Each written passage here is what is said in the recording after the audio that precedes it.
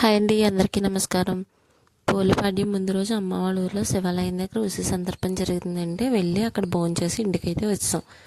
వచ్చిన తర్వాత next day Poli Padyami కదా, పోలిపాడ్యం పూజకి కావాల్సిన పూజా సామాగ్రి అండ్ పంతులు గారు స్వయం పాకం ఇవ్వడానికి స్వయం పాకం అన్నీ అయితే ప్రిపేర్ చేసుకుంటున్నాం. స్వయం పాకం అంటే ఏంటంటే, మనం కార్తీక మాసం నెల రోజుల్లో కార్తీక సోమవారాలు, కార్తీక పౌర్ణమి రోజు ఉపవాసం ఉంటాం కదా.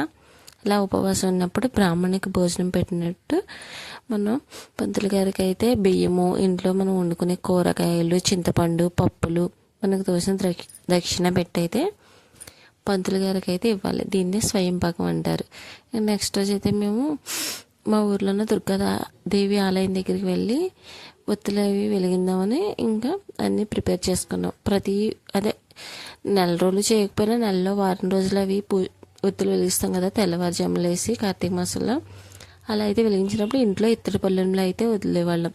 ఇక్కడ మా ఊర్లో అయితే చెరువు అది లేదనమాట.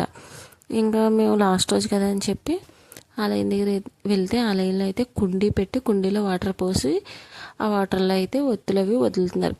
మేము కూడా అక్కడ వినాయకుడిని అది చేసి పూజ అది చేసుకున్న తర్వాత ఒత్తులు వెలిగించి 365 ఒత్తు అవన్నీ చెప్పి కుండీలు అయితే వదిలాం. మనం ఈ నెండాళ్ళు పూజ చేయకపోయినా కార్తీక మాసం లాస్ట్ రోజు ముందు రోజు పూజ చేస్తే నెల చేసిన ఫలితం దక్కుతుంది. అలాగే 365 ఒత్తులకి సంవత్సరం పూజ చేసిన ఫలితం అయితే దక్కుతుందంట. ఇంకా దుర్గాదేవి ఆలయంలోనే వినాయకుడు, సుబ్రహ్మణ్య స్వామి, శివుడు విగ్రహం అన్నీ ఉంటే వాటికి కూడా ఒత్తులు అవి వెలిగించి దండవది పెట్టేసుకున్న తర్వాత ఇంకా దుర్గాదేవి ఆలయంలోకి అయితే వెళ్ళాం. మాకు ఇక్కడ ఏంటంటే ఆలయం లోపలికి వెళ్ళి ఒత్తులు వెలిగించుకోవచ్చు అనమాట. ఇంకా ఆలయం లోపలికి వెళ్ళి ఒత్తులు అవి వెలిగించుకొని మేము వెళ్ళేటప్పుడే మాతో పాటు స్వయం పాకం అవి పట్టుకెళ్ళిపోయాం. ఇంకా అక్కడే పంతులు గారు స్వయం పాకం ఇచ్చేసి దీపదానం కూడా ఇచ్చి ఇంటికి అయితే వచ్చాం. మేము ఇంటికి వచ్చేటప్పటికి ఇంకా చీకటిగానే అయితే ఉంది. ఇంకా ఇంటికి వచ్చినప్పుడు ఇంట్లో దేవుడి దగ్గర తులసం దేవుడు కూడా ఒత్తులు వెలిగించి పూజ అయితే చేసుకున్నాం.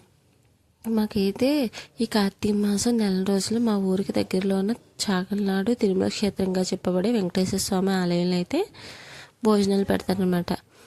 అంటే మాల వేసుకున్న వాళ్ళకి ప్రత్యేకంగా, మా వాళ్ళు దర్శనానికి వెళ్ళే భక్తులకి ప్రత్యేకంగా అయితే భోజనాలు పెడతారు. ఆ రోజు లాస్ట్ రోజు కదా, పోలిపాడ్యం అంటేనే ప్రతి ఒక్కరూ ఆలయానికి వెళ్తూ ఉంటారు. లాస్ట్ ఇయర్ వెళ్ళాం, రష్గా ఉందని చెప్పి ఈ ఇయర్ అయితే మేము వెళ్ళాం. ఈ ఇయర్ కూడా అలా రష్గానే, అసలు గుళ్ళోకి వెళ్తా కూడా ఖాళీ లేదనమాట. అంత జనం అయితే ఉన్నారనమాట. వీడియోస్ ఉంటే మీతో అయితే షేర్ చేసుకుంటున్నాను. ఫైనల్లీ మా వీడియోస్ మీకు నచ్చితే లైక్, షేర్, సబ్స్క్రైబ్.